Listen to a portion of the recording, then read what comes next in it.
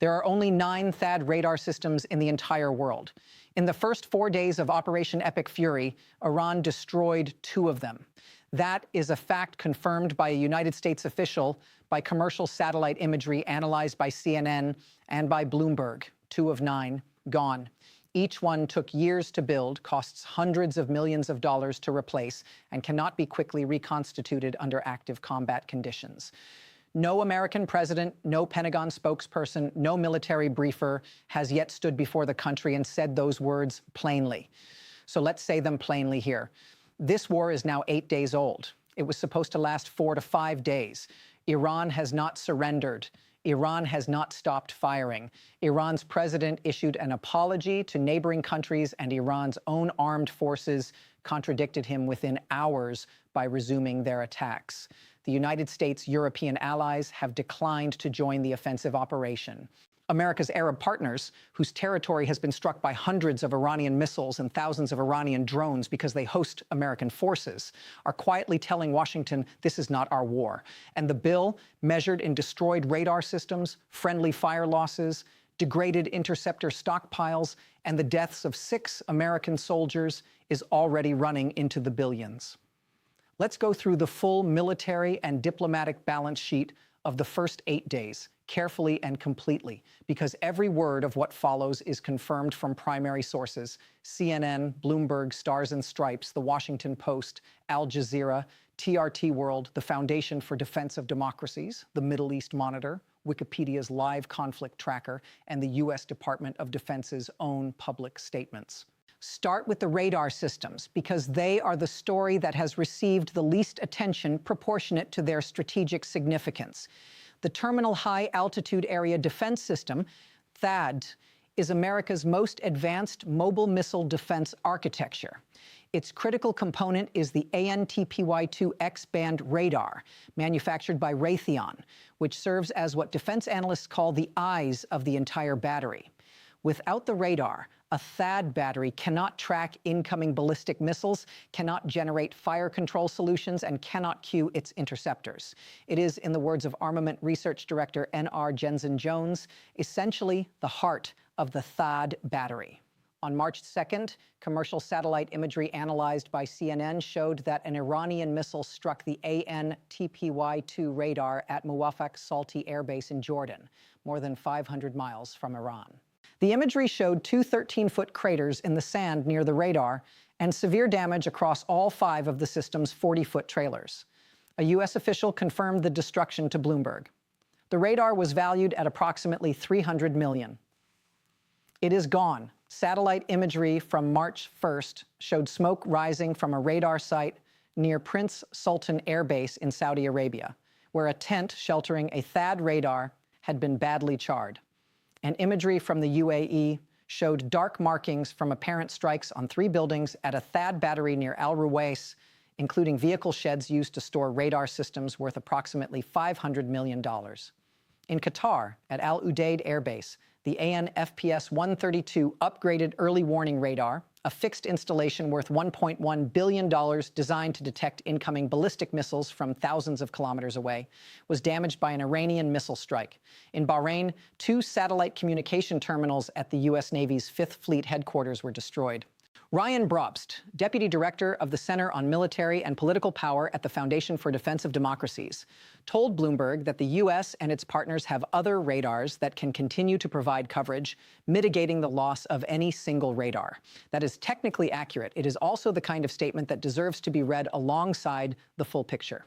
There are 9 THAAD radars in the entire world. 2 are now confirmed destroyed or severely damaged.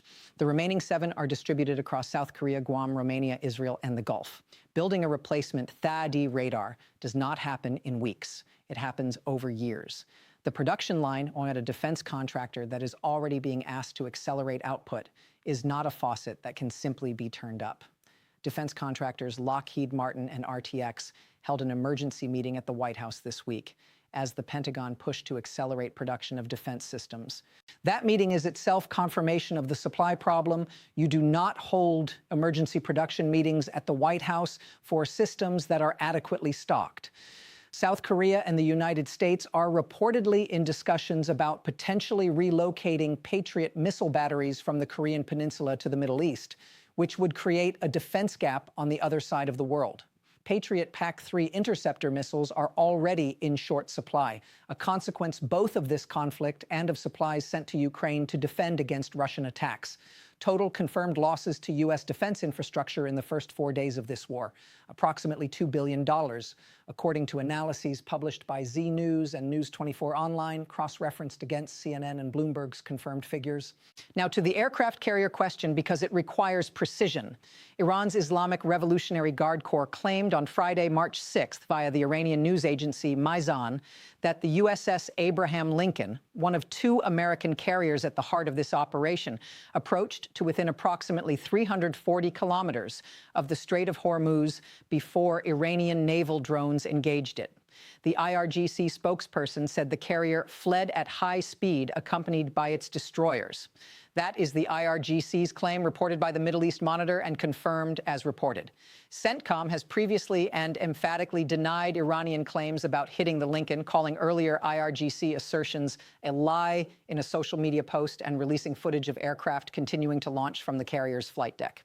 Stars and Stripes, updated Saturday, March 7th, confirmed that the USS Abraham Lincoln and USS Gerald R. Ford strike groups are in the region and operational. What is separately confirmed beyond Iranian claims is that the USS Abraham Lincoln has been operating in the Arabian Sea at significant distance from the Persian Gulf itself throughout the operation. Al Jazeera's military mapping confirmed the Lincoln in the Arabian Sea, not the Gulf. The Times of Israel noted before the war began that positioning carriers in the Arabian Sea rather than the Persian Gulf reduces their vulnerability to Iranian anti-ship missiles and drone swarms originating from Iranian coastal positions. The United States also sent a 3rd carrier, the USS George H.W. Bush, to the region during the war's first week, confirmed by Wikipedia's live tracker. The Pentagon is not withdrawing carriers. It is also, per the evidence, not parking them close to Iranian shores. Let's talk about the Arab partners, because the political cost of this war on America's Gulf relationships is a story unfolding in real time. Every country in the Gulf Cooperation Council, Bahrain, Kuwait, Qatar, Saudi Arabia, the UAE, and Oman, has now been struck by Iranian missiles and drones because each of them hosts American military forces. Kuwait's Ali al-Salem Air Base was struck. Qatar's Al Udeid was struck. Bahrain's 5th Fleet headquarters was struck. The UAE received 305 drones, 8 cruise missiles, and 221 ballistic missiles in the first 9 days, confirmed by the UAE Defense Ministry on Saturday. Saudi Arabia's Ras Tanura refinery was attacked. Iran's stated rationale, confirmed in Foreign Minister Araghchi's letter to the UN, is explicit. Any country hosting American forces is a legitimate target. These governments did not choose this war. They did not vote for it. They were not consulted before it started. And they are absorbing its consequences on their own soil, in their own cities, disrupting their own civilian aviation, their own oil production, their own commercial infrastructure. Oman's Foreign Minister Badr al-Busaidi, the most direct voice among Gulf leaders, said it clearly at the outset: "This is not your war." He urged Washington not to get sucked in further. Wikipedia's military buildup tracker confirmed that in late January, Gulf states had reportedly blocked military base and airspace access to the U.S., specifically citing fears of exactly this kind of Iranian retaliation. Fox News and the Wall Street Journal had both reported those restrictions before the strikes even began. Those concerns proved entirely justified. The backlash is not overt confrontation. It is the quiet accumulation of compromised sovereignty, damaged infrastructure, suspended flights, closed refineries, and governments privately telling American officials and reporters, "We did not sign up for this." Now to America's Western partners. The position of the European allies, assembled carefully over the first 8 days, is this. The E3, the UK, France, and Germany, issued a joint statement backing only proportionate military defensive measures against Iranian drones and missiles. They did not endorse the offensive operation. Britain cleared 2 bases, RAF Fairford and Diego Garcia, for what it described as defensive use only. France positioned the Charles de Gaulle carrier in a defensive capacity in the eastern Mediterranean. Spain denied base access entirely and held firm against an American trade embargo threat. Germany's Chancellor Merz endorsed the goal of removing Iran's current regime while standing with Trump in the Oval Office, but declined to commit German forces. NATO Secretary General Mark Rutte stated plainly that the NATO alliance as a whole will not participate directly in this conflict. That statement means something. NATO has 32 members. The United States went to war with Iran, and NATO's Secretary General said, "We are not in this war." Portugal conditionally authorized use of its Azores base. That is the extent of European military participation in the offensive operation. Al Jazeera's military analysts made the strategic assessment plainly. The destruction of Iran's radar-survivable, tunnel-hardened missile infrastructure means decisions to further hit Iran's missile capability carry the risk of prolonged exchanges rather than a short, decisive campaign. Iran's missile arsenal, according to NDTV's reporting confirmed by Wikipedia's live tracker, still contains approximately 1,000 ballistic missiles. Iran has been firing at a rate designed to sustain pressure, shift from mass salvos to continuous low-level attacks, and manage its stockpile for a longer conflict than Washington anticipated. Every day this war continues is a day Iran did not surrender. Every day is a day another Arab government absorbs another Iranian missile strike because American forces are based on its territory. Every day is a day the interceptor stocks of every Gulf nation get lower and the replacement pipeline stays exactly as long as it was. The war was planned for 4 to 5 days. It is day 8. 2 THAAD radars are destroyed. 6 Americans are buried. 3 American jets were shot down by an ally. The USS Abraham Lincoln is in the Arabian Sea. NATO is not in the war. Spain said no and held. The Arab partners are absorbing the consequences of a decision they did not make. And Iran's president issued an apology for attacking neighboring countries while Iran's own armed forces kept firing. The scoreboard at the end of week 1 does not look like the plan. Stay with us.